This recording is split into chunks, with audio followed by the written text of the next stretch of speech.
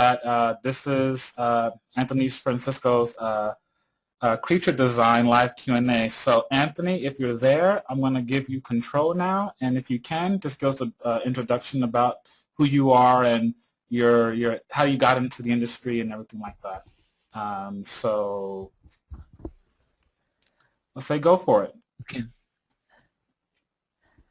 All right, hello guys. My name is Anthony Francisco, and I'm here today to just answer any questions you guys have about creature concept art or any other questions. It doesn't even have to be about just creature stuff, because most of the fundamentals work for any type of concept art you want to make. Anyway, I first started as special effects in special effects as a creature designer. My first job I did was for ADI, Amalgamated Dynamics Incorporated, and they're the guys who did Alien Resurrection and Bubble Boy and what else did they do? Starship Troopers. Anyway, the first job I did for them was for Bubble Boy, and that was pretty cool experience, learning from these guys how to design stuff that will actually work for film. And if you guys want to see any of the work I did, you could go on the special features of Bubble Boy and check out the sketches there, and you'll see some of my older work from 10 years ago, I think. Anyway, what else? I met Jordu when I was going to, Jordu was the guy who helped me break into the effects business by introducing me to the guys that own ADI. And anyway, from special effects, I got into games through NCSoft and working on Guild Wars. And from there, I stayed there for 2.5 years and went to Project Offset. And now Project Offset has been bought out by Intel. We moved up there to San Jose for a little bit, and now I don't know if you guys heard the news, but we are not funded anymore by Intel, and we have started a new company called Fractive. So that's everything in a nutshell. Awesome, thank you, Anthony. And again, for everyone who's in attendance, again, you can enter your questions in now so that we can start asking them. Beyond that, Anthony, if you can, and I thought I saw one earlier, a slideshow of some of your work. If you could show that and just talk about it a little bit, would be great. Okay.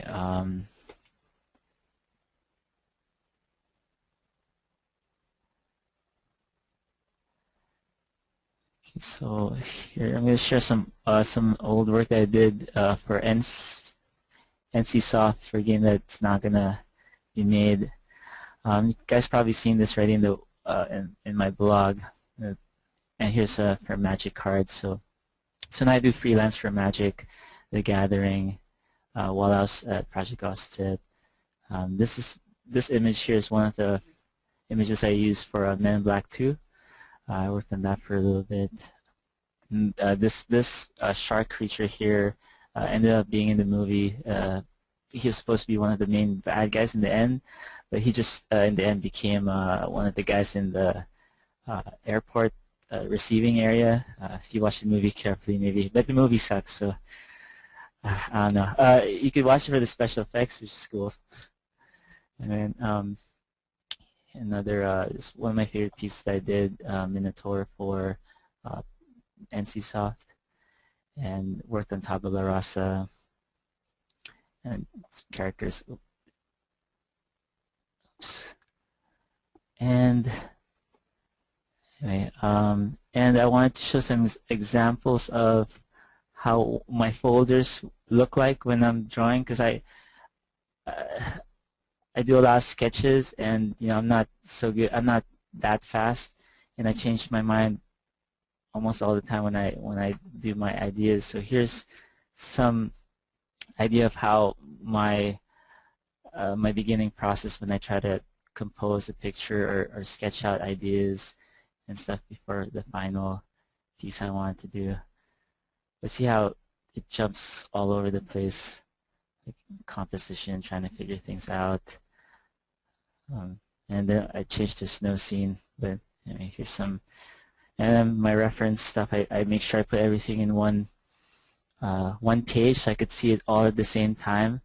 And then from here I could just zoom in to decide which one which details I want to use, but at least I see everything at once. And it's also always good to see it small, so you see if it reads well or not.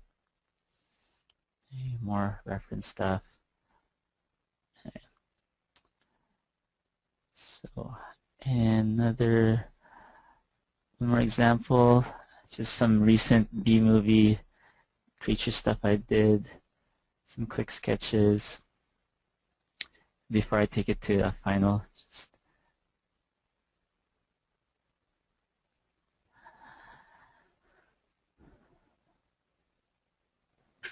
Those are all really awesome, Anthony. Thanks. And then the final image would be that. And which project were these images for? It was for a B-movie, and I don't know if it even got made. Hopefully that's okay to show. They didn't tell me what movie it was, but okay. Well. Well, in general, then, how often do you create work that never sees the light of day, basically? Like, is that a common occurrence when doing concept art? I've been fortunate that I've worked in films that have been made as movies. In games, Guild Wars and Tabula Rasa, got made, but Tabula Rasa didn't have that much life. And I think the hardest part was this project Offset, because I've been on it for 3 years, and I don't think it'll ever see the light of day unless we get more, some kind of funding for it. But these are some images from the Project Offset game. Wow. I would have loved to show you guys some videos. This is some videos of some of the cinematics I directed, but I don't know when I could show that. Well, we don't want you to do anything that you're not supposed to do, so it's perfectly fine. Well, we'll start with a couple questions that we have. Casey, if you're there, you didn't say if you had a microphone or not, so if you're there, can you say hello, Casey? Casey? Okay, Casey isn't responding via mic, so I'm going to read Casey's question. Casey asks, what advice do you have for drawing animals from life? I have a hard time drawing them since they move so much, and was wondering if you had any tips. Oh, well, definitely, well, from life, well, I guess the first thing I did before when I was trying to get better with drawing animals from life, I would look at photos first, because they're not moving, right, and try to break down the form. Plus, I took an animal drawing class, and that really helped me understand how to block in something quickly. For example,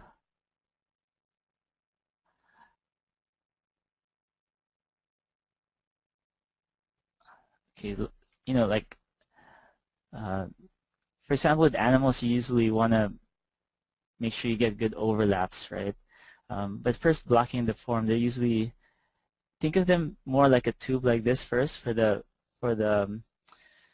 torso, just referring to them like human skeleton, right? And you break it down to 3 like this, making sure you have your perspective kind of where you want it, like this.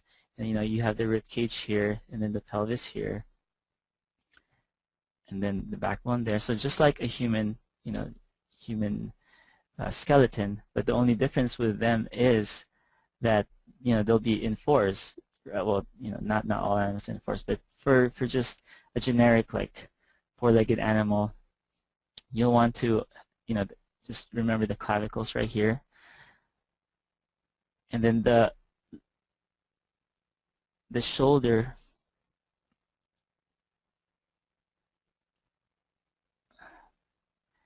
muscles coming here, and